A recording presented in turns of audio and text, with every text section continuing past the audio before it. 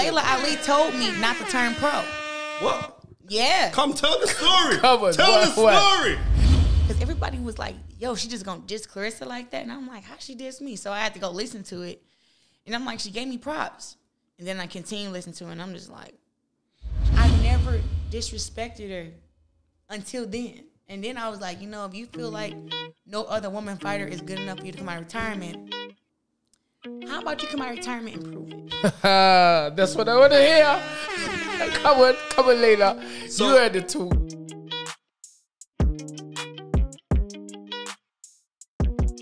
Dream it, believe it, become it. What's next, Spence?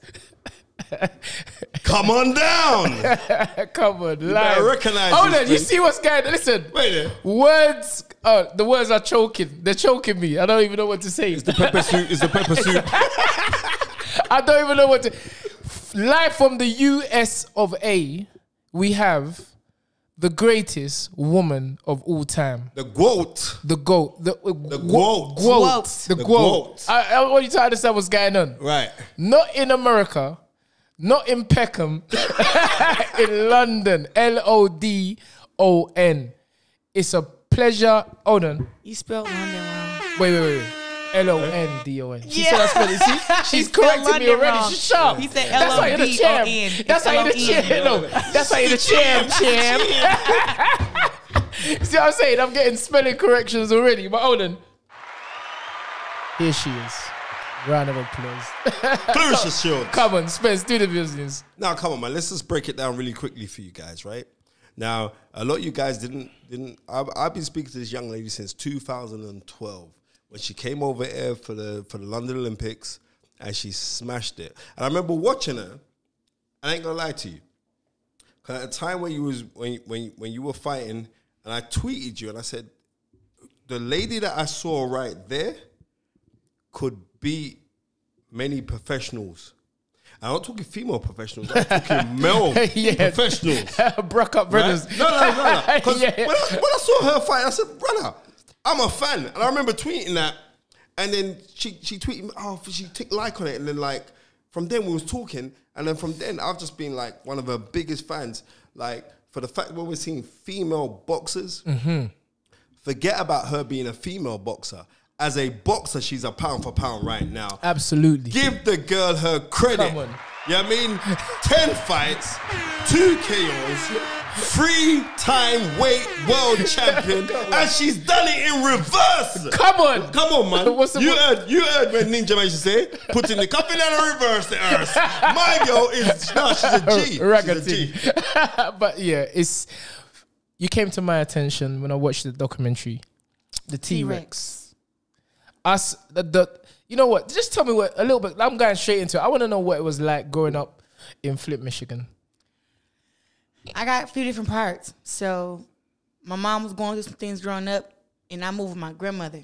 And my grandmother's who raised me. That's why I'm so different from the rest of my siblings. My grandmother put morals and taught me how to cook and taught me responsibilities, even helped me talk. So growing up, I couldn't talk till I was 5. Okay. And I had a stuttering problem till I was about 12. So I didn't really talk that well. People hear me talk now, they're like, whoa, you had a stuttering problem? Yes. So I got into a lot of fights. I actually got bullied 2nd and 3rd grade. Then 3rd grade, I was like, I had enough. They ain't bullying you now. No. Trust me. Since the 3rd grade, yeah, I've never got bullied again. I mean, like, I really, like, my anger was off the chain. I really couldn't control it. And then I found boxing. And that's how I turned to the woman that I am, because boxing taught me that you can be tough, you can be a woman, but also to control your actions, because your actions have consequences. Yes. Learning that is what changed my life.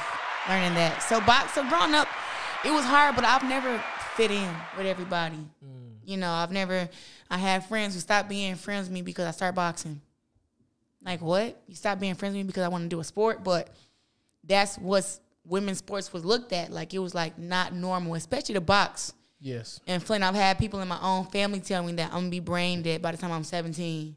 You know, so now that I'm 25, 3-weight world champion, 2-time Olympic gold medalist. Looking like, fly, talking fly. Now they know that, look, women's boxing is here. Yes. And I'm running the show. Yes, so absolutely. Growing up in Flint, like, it was hard, but it's all about the mindset. It wasn't as, can anybody else walk in my shoes and make it through Flint? No. But it's not impossible. That's why I go back home and give and teach those kids who are growing up there now, hey, it's not going to be easy making it up out of here, but it's not impossible. I remember watching a part. Press the button, son. Nothing is impossible. Impossible is nothing. I've been saying this for a hot minute. I remember watching a certain clip, and you were saying about, you know, when the Olympics came around, how hard you trained. Yeah. You know, I remember a part where you said you would hit the bag until your arms was ready to fall off. Yeah. So tell me about that training experience and, you know, what it was like actually preparing and, you know, eventually winning the 2012 Olympics. Well, I can say from 2012, I was kind of on chill. I was undefeated. I was 26-0. And I was number 1 on the U.S. team, but it was so many women who were older than me who had been around for so many more years that were jealous. Yes. So with them being jealous, it kind of threw me off focus. Why did that do that to you? It threw me off focus because I was so used to being protected by my coach, who never let people come near me, and I could just focus on training. He never let any outside voices come around me. And it was a tournament in China, the World Championships, where he could not come. And this whole training camp, yes, I remember. The whole time that we spent here in China, I was stressed and I was aggravated. And it was like the girls were like, the older women were picking on me. And it was like, I still was kind of competing with the girls who I just had beat, because I may have beat them to make the number 1 spot, but they had went to 178 and 152 and 141. They kind of scattered out. So they were still around. And they were like, oh, she don't make the Olympic team, then we may be able to get a chance, when that wasn't true, but that's what they wanted. So it was like so much stuff having to deal with them, you know, envious. And I got to a point to where I just wanted to block all of them out, and I lost focus. And when I went to fight against Savannah Marshall, I had just won against a girl from India, blew her out 29 points to maybe 6 or 10.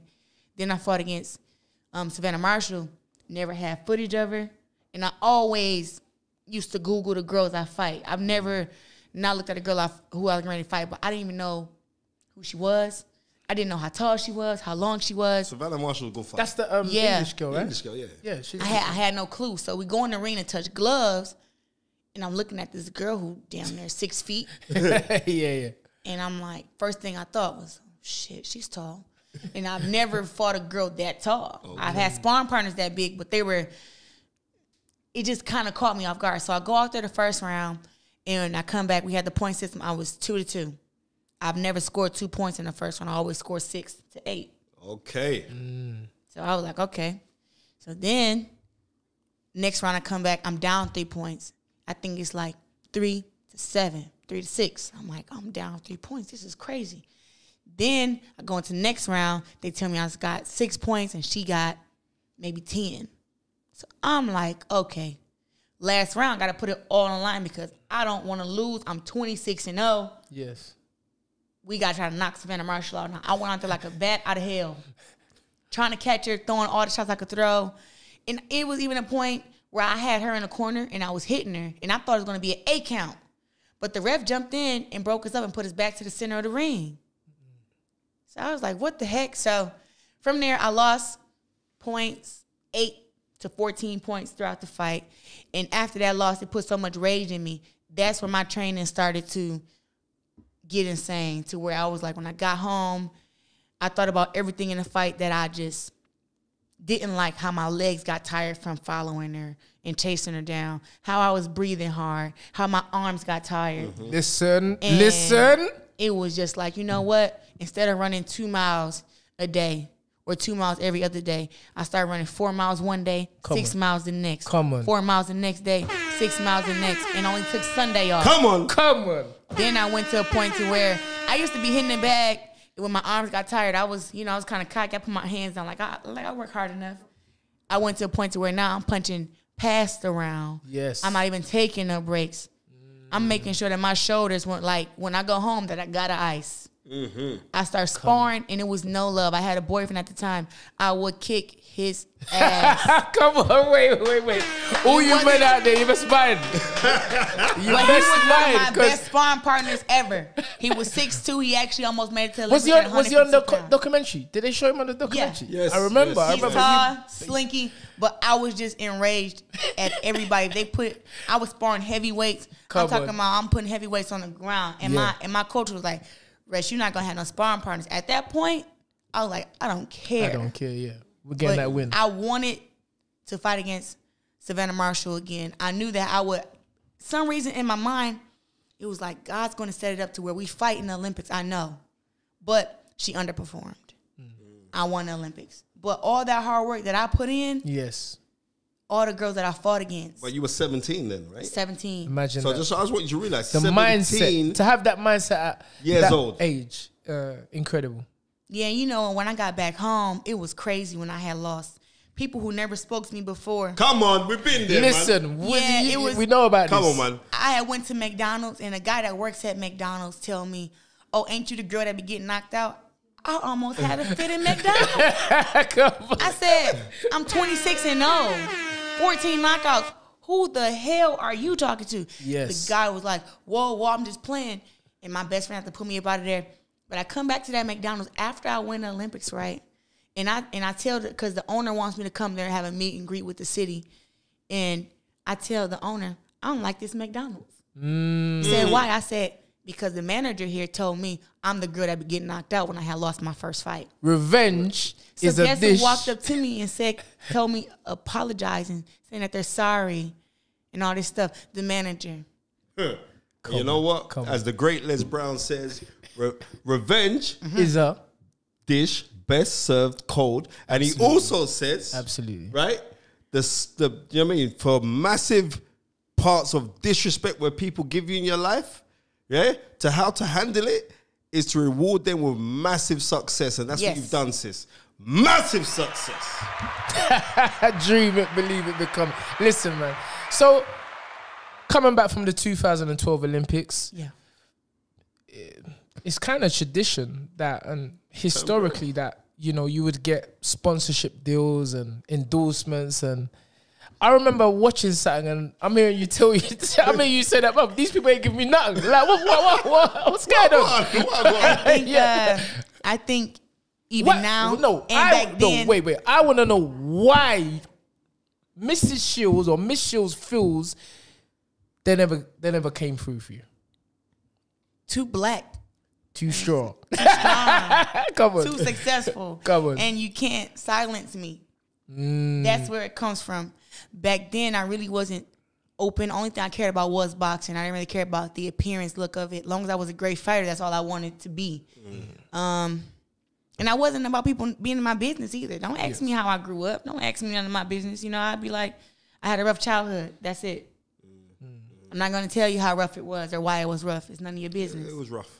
Right, but it got to a point to where I did open up, but then it was like certain things that they don't want you to talk about, or that they don't like about a woman fighter to be. They don't want you to be outspoken. They don't want you to be. They want you to be strong, but not too strong to where it intimidate the man. Come on, you understand? So when you have a fighter like me, the only person on the 2012 Olympic team to win an Olympic gold medal. And imagine, hold up a second, you know who else was on there? One of the guys who's ranked in the pound for pound right now, Errol Spence was on that team. Oh, yes. Yeah, I remember. But he got robbed. He got robbed. He got robbed. I remember. He got robbed. Well, and they overturned the decision. Yeah, they overturned it. Then he came back in, but then he still lost. Yeah, he still Errol lost. Spence was on there. I watching Errol remember. Spence I remember. I'll tell you who I was really impressed with. Did you ever spar with Terrell Geisha? You know what? They would never let us spar because we were both aggressive. You but I sparred Earl You would have beat him up. Yeah. I sparred Robert Eastern, who was once the champion. Robert Eastern Jr., former IBF lightweight champ. Who else did I spar? Wow. I sparred against a couple guys that was on the team, but they would never let me and Terrell Gachet spar, which I was like, I think it was like we had similar skills, and it was like they didn't want us to actually be in there fighting because I tested everybody. Love that. Everybody I sparred, like, they used to have Robert Eastern move around the ring. I would be chasing him around, and I would be trying to hit him so hard to make him stand there. But Coach Al Mitchell taught me how to cut off the ring and taught me how to move on my feet and have defense while I'm moving. So when he taught me that, it changed the whole game. I knew I could go forward in box. I knew I could move backwards in box. I knew I could have good defense when I'm moving also. So when he taught me all that stuff from the Olympic Training Center, it really changed the game for me. Mm-hmm. Yeah. So if you look at, like, you come back and then you're out at the Rio Olympics. Yeah. Right? And there's only 2 females who have become, like, a 2-time Olympic gold medalist. Yeah. I mean, one's just recently retired now, former world champion in Nicola Adams. But you did it as well. And at the time when you did it, and then you turned professional, you've been a 2-time Olympic champion. Is your grandma still alive? No, she passed 2010. 2010. So she didn't get to No. but she, believe me, trust me. She knew I was going to do it. 100%. Let me tell you, two days ago was the 15th year of my dad's anniversary since my dad passed away, right? And I'm telling you, like, people only die when you forget them. I know you're never going to forget your grandma. Yeah. And their spirit's still with you. All the time. Try and know that part there, right? on. So every time when you're doing what you're doing right now, you are not just honoring yourself and your family, but you're honoring her legacy, and what she's put inside you, that tenacity, but also the manners, how you are, because you're very, very manageable. There's never a time that I send you a message that you don't reply to me. Never a time. Never, you know what I mean? Like, I'm active on social media more than I should be. Right. But regardless of that, you know what I mean? Because people seem like you being this tenacious person when you fight.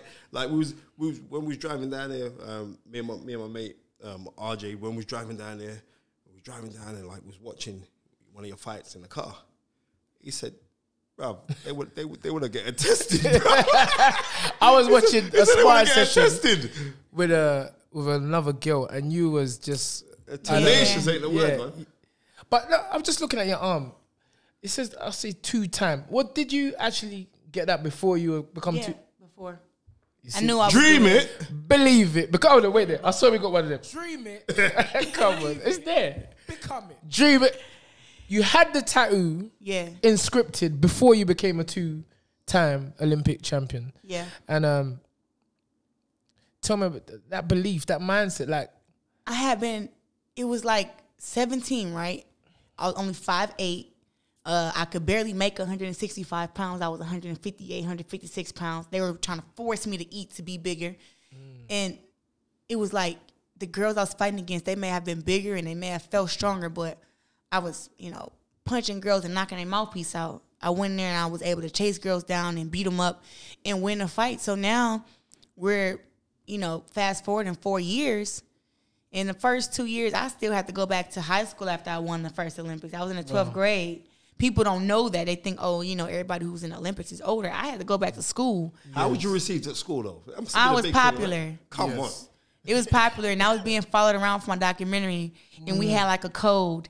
If I would say something, that means that the person wasn't my friend and not to put them in the documentary. I love it. Because I don't like fake. I don't do fake people. On. That's right. So it was like, you're not going to be my doc. The people that came around just because she got the cameras in front of her. Sometime friend. That. And I'm just like, so we had a code. with our friend. We had a code, and I was like, kind of like grab my ear. So the producer would know. People filming would know, like, okay, we can scratch this film. This is fake. Because everybody want to be in the story. So whenever I pulled the ear, it's fake. Don't put them in it. So, like, just a year in as a professional fighter. Yeah. 2017, you become world champ. Yeah, I knew that would happen. Jeez. I just didn't know I'd be fighting on TV. Okay. That came as a total surprise when Showtime told my manager, hey, we want to have her fight main event on Showtime to win a world title. I thought it was a hoax. Alda, innit? It was Alda. I'm like, I don't think that's real. And I thought they're saying this now, but they're going to call maybe a week or two before the fight and say, hey, we could bump you down to co-main, or we bumped you to the TV opener, or we bumped you right to the fight before the TV. Yeah, but the girl that you beat, she was 15-0, Yeah, 17. 17-0. We 17-0. Yeah, Nikki right. Adler. I'm going off her head top, right? So, right. She could fight, That's what they said. No, she could fight. No, man, she could fight. No, Okay. she could fight. She could fight. She can't fight like... She was 17-0 with 9 knockouts. So I thought, but that's the thing.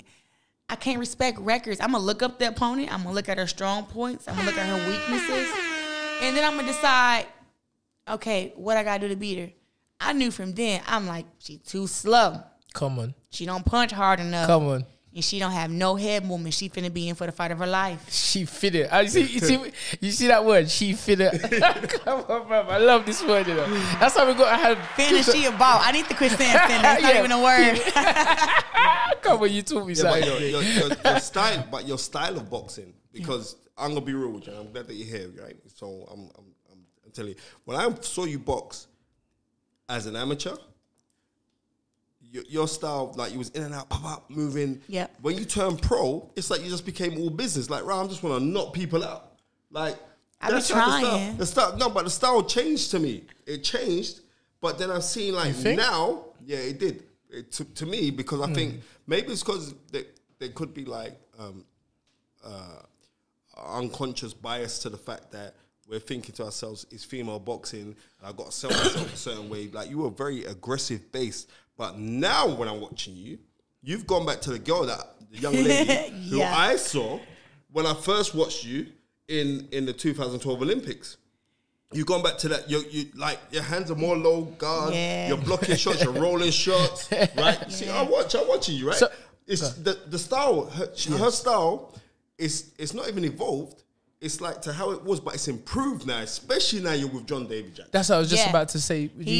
He's helped me get comfortable. He always tell me when I first started sparring and we couldn't get any girl sparring partners, he have guys come in. Sorry.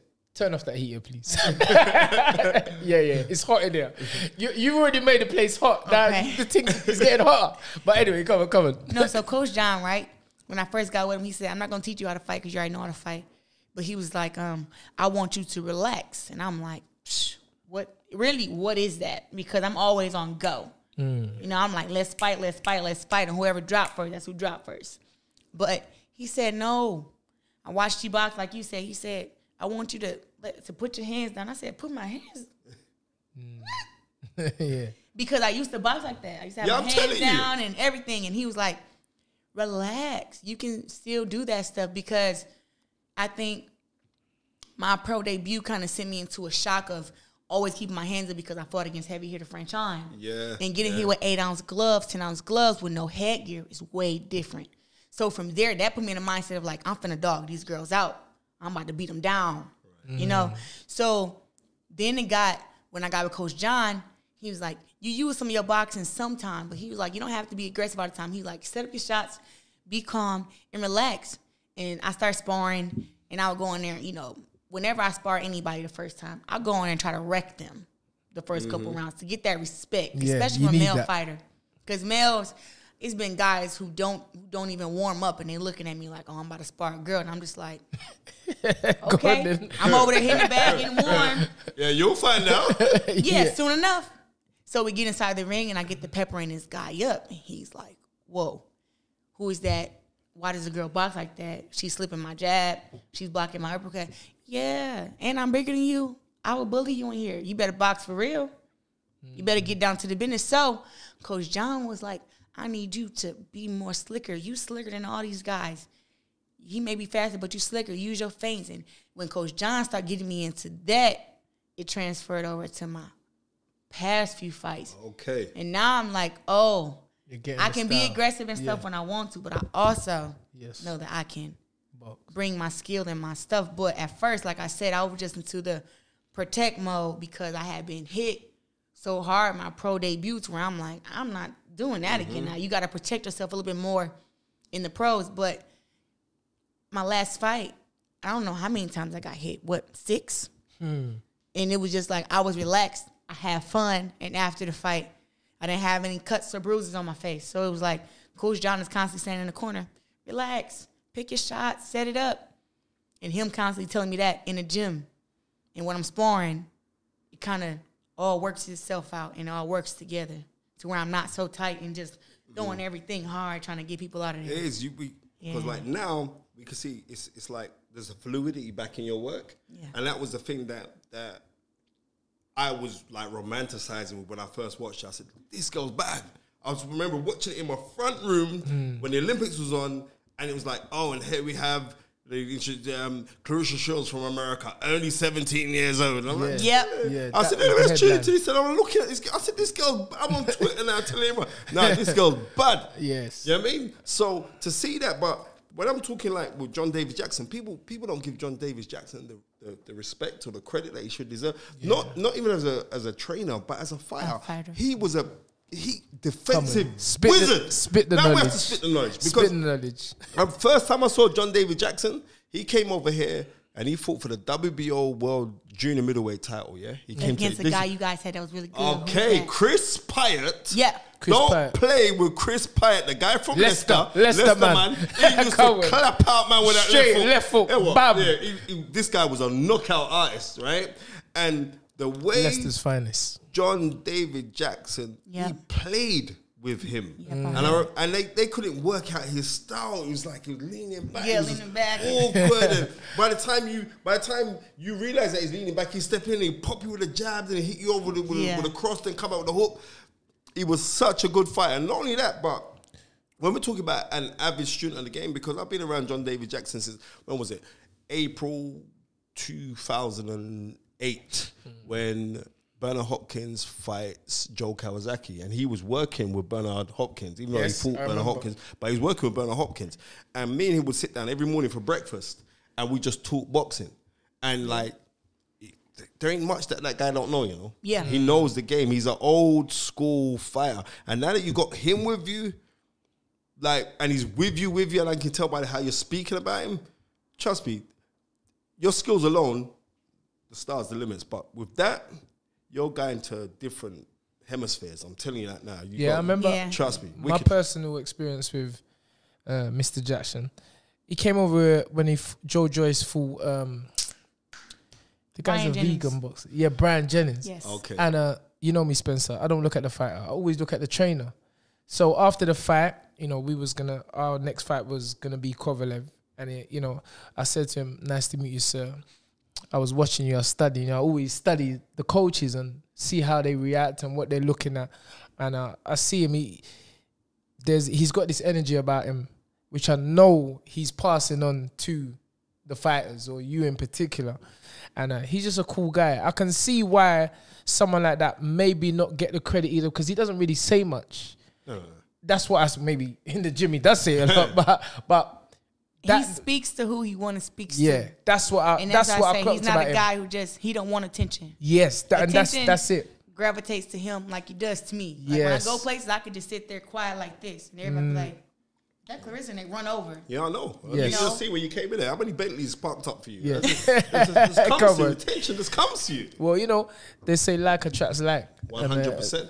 Two of you seem to be the same. Yeah, he talk as much trash as I talk too. You guys may not know, but it's plenty of times. I mean, I laugh sometimes. He be like, "Hey, keep the jab in the bitch face. Keep the jab in the face." You know? He whispered in my ear. You know, he'd be like, "Hey, stay on the stick. And, hey, set her ass up." Stick. I love you know, that just stuff like that. We laugh about, and people were like, fought against Christina Hammer, right? And I came back to the corner. He said, "You know, how's her jab?" I said, "Psh, her jab is popping. She got a hard ass jab." And he said, "Okay, good. Keep moving your head for me." And people like, she's in shape to the point that her and Coach John can talk in the corner. But what they don't realize is that sometime, majority, when I come back to the corner after sparring, if I get hit with a shot or if I land a shot, I ask him what it was, because I'm in the moment. I don't know. Yeah. I kind of do what my body tells me to do and what my eyes see. But Coach John, he'll tell me, "Hey, you caught him with a left hook. You throw that shot again, he'll go down. The uppercut is open. Keep the jab. Keep the jab. You laying off the jab. Keep the jab going." You know, and he'll tell me that. But then also too, I'll ask him, "Hey, is the double right hand open to the head, or do I need to go to the body first?" Now, and we talk throughout this minute, and we figure it out for the next round. You know, and that's how knowledgeable he is, and the knowledge that I have, and we make it work.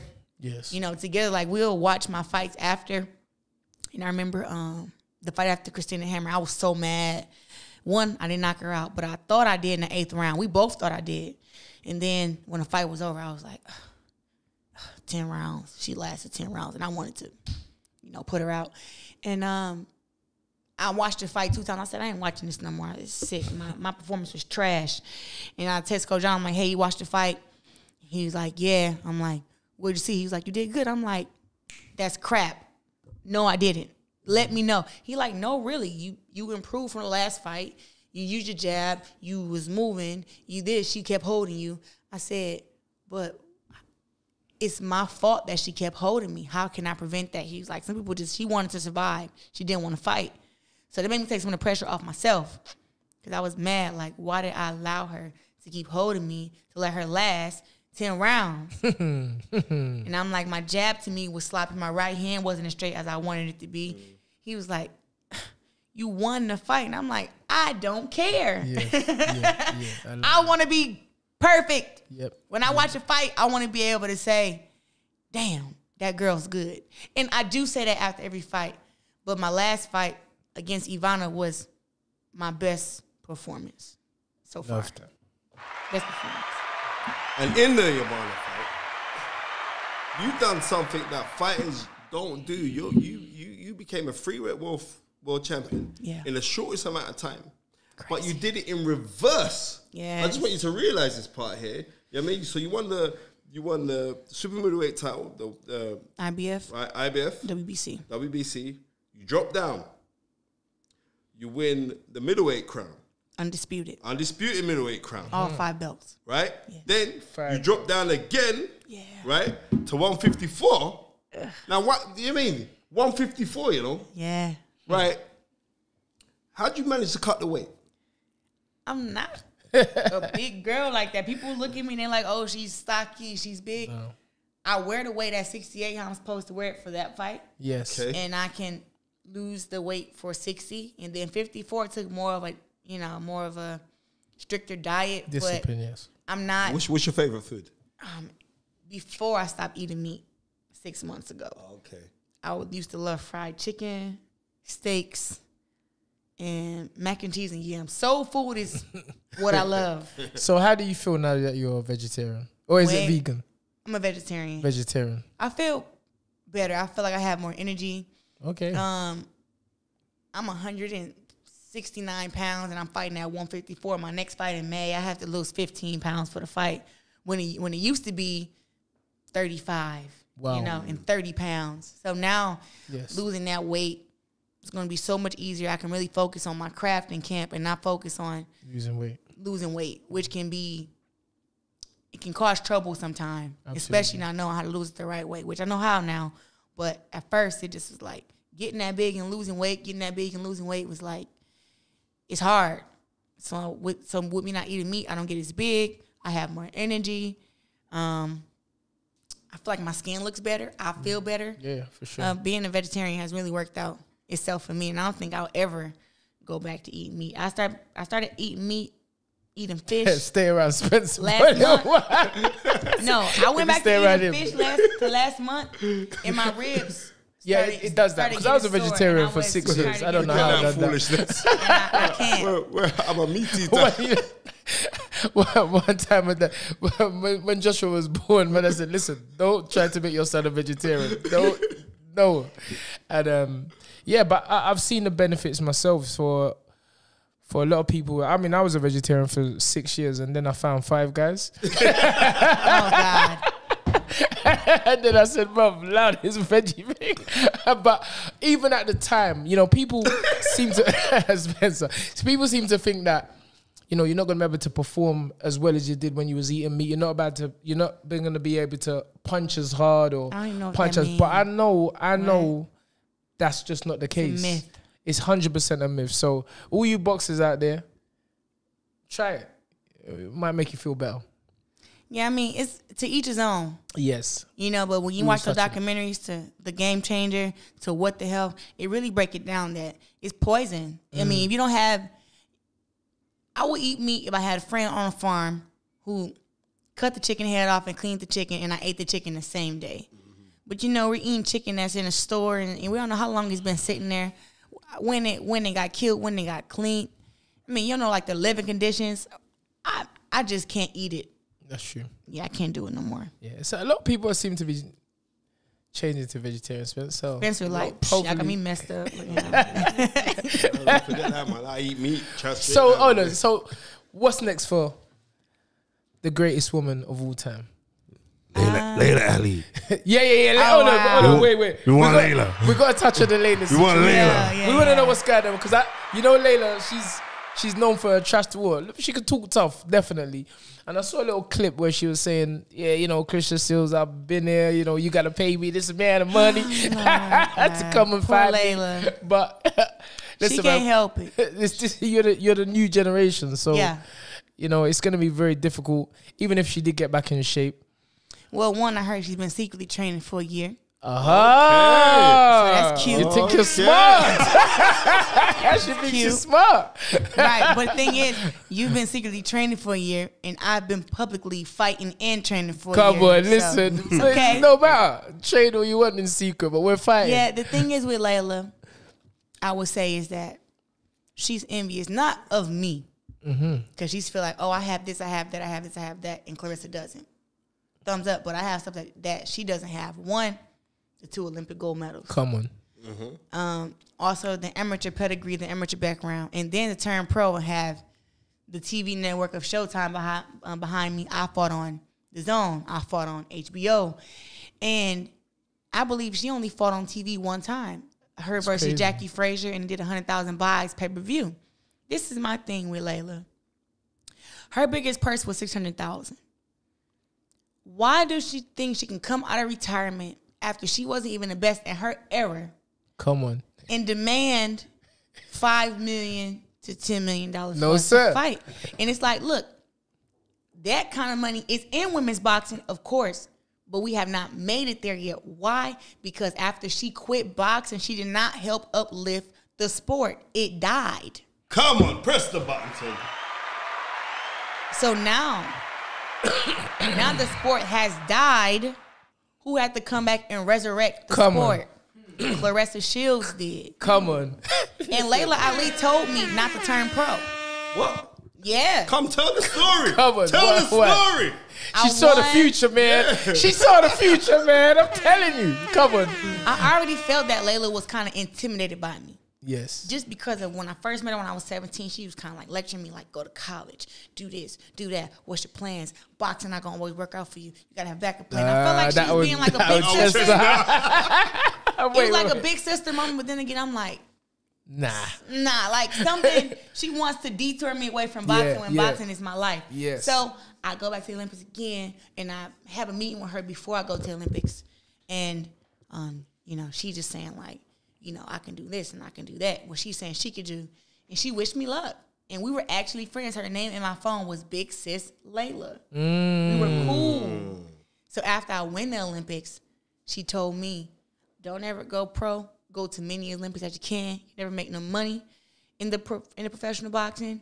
And you'll never fight on TV. She said it's not going to happen. She was like, basically, she felt like because she couldn't do it, I can't. It don't work like that. Don't work like that. It don't work like You could be the daughter of a legend, all of the greatest of all times. It doesn't work like that. No. So I never compared myself to her because I just knew like she's been retired, more years than I was even been boxing, So I just was like, I never compared us. So I never understood where her envious, stuff came from. But I turned pro blind, didn't have an idea, had my first fight for $50,000. I asked her and I asked Ann Wolf because I had a relationship with both of them. Ann Wolf could fight, Yeah. Ann Wolf will give you nightmares. Listen, I met Ann Wolf in Germany. Ann Wolf can fight. Yeah. She's a real Right, trust She's me. a real one. Right. She'll thump out your teeth. Yeah, I saw the documentary on her as she's well. real, She's a she's real. serious woman. So I asked Ann Wolf how much was her highest purse in boxing because I wanted to kind of give myself like this. Gauge it, yeah. Yeah, And Ann Wolf told me her biggest purse was $50,000. Could you believe it? Wow. A beast like that. Freaking she warrior. Yeah, she was Knocking out Amazons. Yep. Yeah. 50,000. Please. Yeah, she could fight, man. And I asked Laila how much was your biggest purse, and she told me 600,000. I couldn't believe it. Why? She's Muhammad Ali's daughter. Come on. Not even about. Makes Not sense. even about her skills. It's Yeah. like Is it what you're bringing to the table? you should have been able to captivate off your name alone. And I mean, millions. But I do find that a lot of the old pros are kind of, I don't know if bitter is the right word, but envious, jealous. at the fact that the new generation are making so much money. But I'm like, brother, this is a new time. So what do you expect it to be the same time as like? You know what? If the older generation, does not want to see the young ones surpass what they've done, you're evil. Yeah, that's not good. Really and truly, you want the world to work in reverse. Then it don't work like that. You want people to go elevate. You want someone. I would love for someone to surpass Tunde Ajayi. Ain't gonna happen, man. Ain't gonna happen, man. I want loads. Nah, it's gonna happen. I want loads of little young knowledges who will come and say, I want to be like you. Yeah. There's a young boy.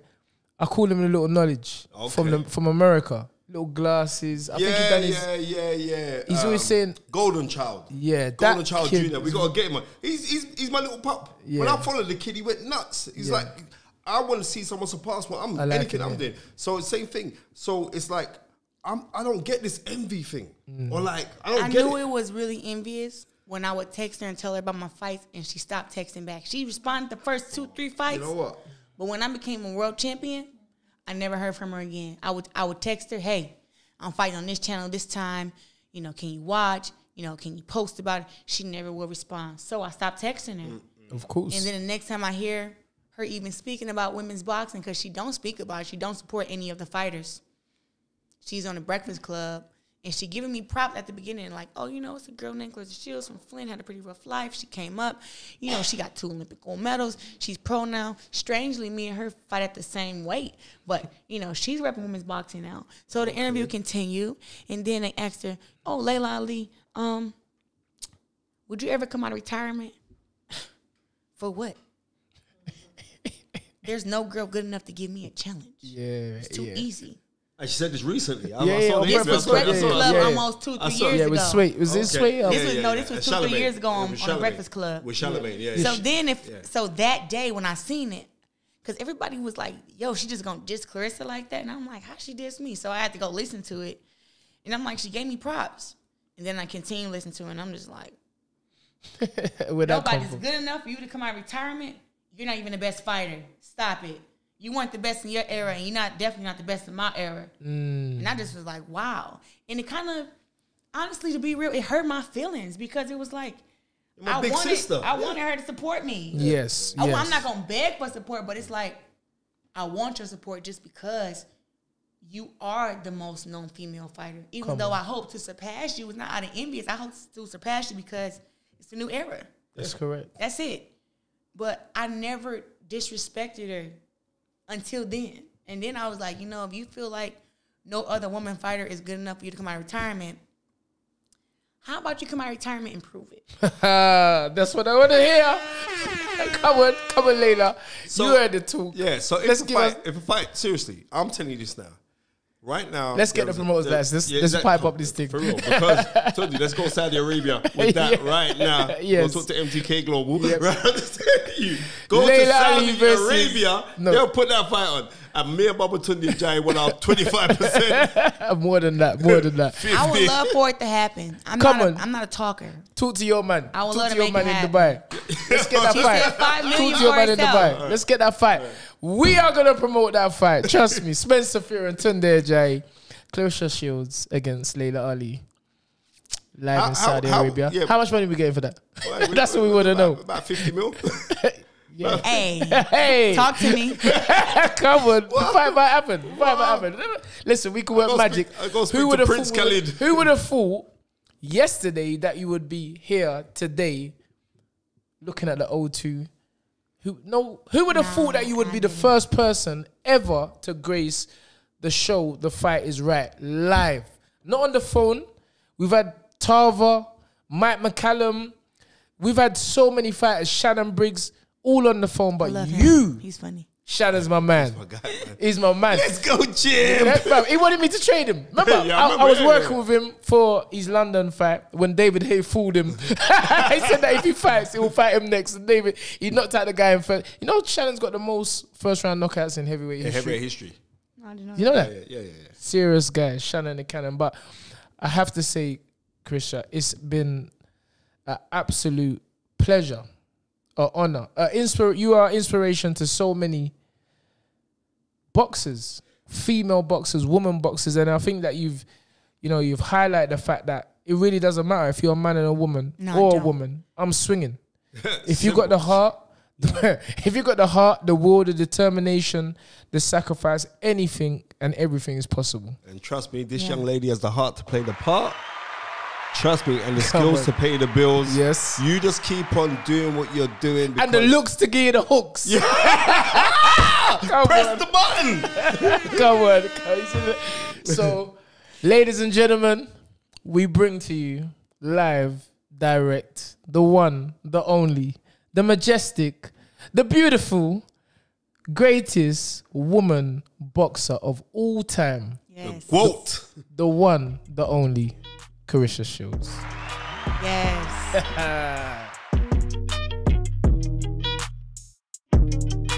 Remember to like, comment and subscribe to the Stamina for Sale YouTube channel.